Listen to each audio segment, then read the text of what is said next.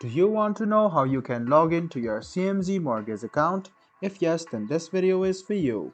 Hello and welcome to One to Step. It's your host back again with yet another interesting tutorial video. In this video, I'm going to teach you how you can log into your CMG Mortgage account. Go ahead and open your Chrome or Edge browser and then go to Google and then search for CMG Mortgage account.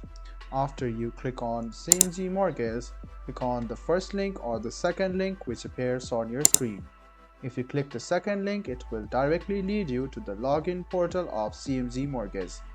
Wait for a while and you can see that a login portal will appear in your browser.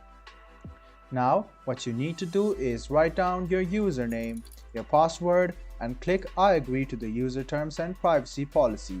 Then click login. Now you have successfully logged into your CMG Mortgage account. If you want to read more about the user terms and privacy policy, click on these links.